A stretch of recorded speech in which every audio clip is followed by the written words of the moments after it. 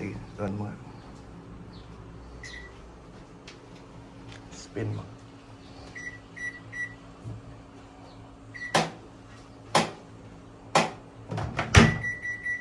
Sige pa.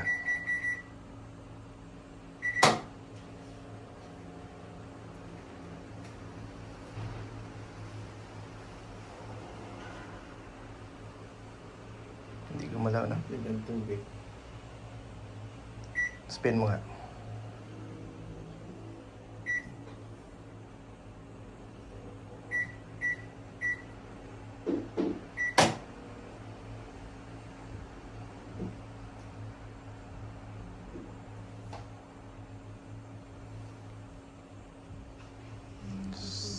Hindi siya talaga umakit, no?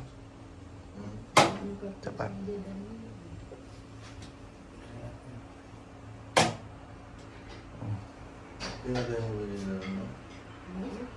Hindi gumagalaw.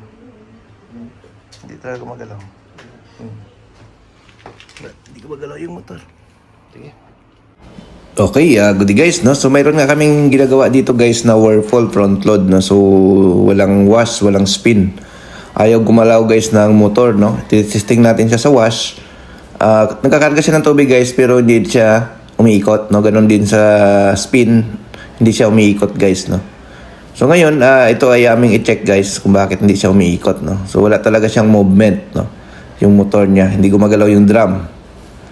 So i-check natin to para malaman natin kung anong problema, kung bakit ayaw niyang umikot, no? So yun, nandito tayo ngayon guys sa Las Piñas, no? Las Piñas tayo ngayon nag-service. So yan, so in-observe pa namin guys, naantay natin, no? Baka maglabas siya ng error. So ayan, nasa 9 na siya guys, oh. Hindi pa rin siya umiikot, no? So yun. So ang gagawin namin, buksan natin to yung likod, no? So ayan na nga, binubuksan na namin yung likod. So ang i-check natin guys kapag ganito ay yung motor, yung driver board, no? Tingnan natin bakit hindi siya umiikot. Okay naman, nagkakarga siya ng tubig. Tapos pag na-meet niya na yung tubig, hindi siya iikot, no? So hindi gumagalaw yung motor or yung drum. So yan, binubuksan natin. So ito, double check natin kung anong naging problema nito.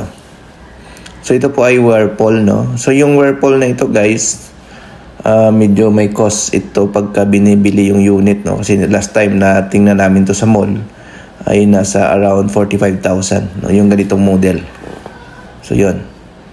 So kaya pagka nasira, no, siguro kung gagastos kayo ng mga around 8K or 7K, pwede pa, no? Kasi nga mahal ang unit na ito. Ayan. So ngayon ang gagawin namin dito, binaklas muna natin to yung driver board para ma-check natin yung motor, ma-check din natin yung pinaka driver board mismo. So yun. Baklasin lang muna natin to guys. So ito yun guys, no? So binabaklas namin yung driver board niyan. So ito palang mga driver board nito guys, ano to? Medyo limited stock ito, pahirapan, no? So magkakaroon kami ng stock nito pa isa-isa lang, mabilis siya maubos, no? Ayan. So ito nga, binubunot natin to. At saka medyo may kamahalan to guys, yung driver board nito. At medyo mahal. So ayan. So bubunutin lang natin yung mga socket para matest natin. So unang i-check namin dito guys yung motor resistance, agad guys ng motor ang i-check natin. Pag ganito na ayaw umikot yung motor, so i-check natin yung resistance, no? Gamit tayo ng tester, i-check natin yung resistance value niya.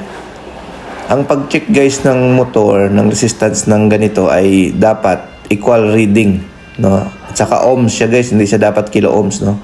Equal reading dapat ang reading kapag nagtitest tayo ng resistance ng isang washing machine motors, no? So yan. So ito guys, so yung kulay pula, ito yung ano ng motor. Ito yung socket ng motor. So test natin. Tingnan natin kung okay yung reading na makukuha natin. So okay naman, no? May reading tayo na makukuha, 6.7. Ayan, 6.8. 6.7, yan. Kabila naman 6.3 ohms, 6.6. So, okay guys yung motor, no? Okay yung resistance niya. So, yung IPM, check natin kung may shortage. No? So, ayan. So, wala naman tayo nakitang shortage. Ayan, no? Wala naman. Pero ang duda namin dito, dahil good yung motor, yung driver board talaga ang problema. So, ang gagawin namin, papalitan namin siya ng driver board, no? May dala kaming driver board, guys. So, papalitan natin siya. No? Ayan. Para ma-check natin kung driver board ba ang problema. Pero dahil nakita naman natin na good yung motor, no? Yung motor kasi madali natin ma-identify siya kung good or bad. Yung driver board, ma-check natin yung shortage, pero pagka may mga open dyan, hindi natin ma-check. No? Example, mayroong open line dyan, mayroong mga pumutok na IPM, nagkaroon na silang open, yung mga resistor na open, hindi na natin siya ma-check gamit yung tester. No? So, ang option talaga natin, palitan natin siya ng driver board. Tapos testing natin. So yan guys, saksak muna natin guys, no? Tingnan natin. So yan. So yan na guys, umikot na siya. Oh.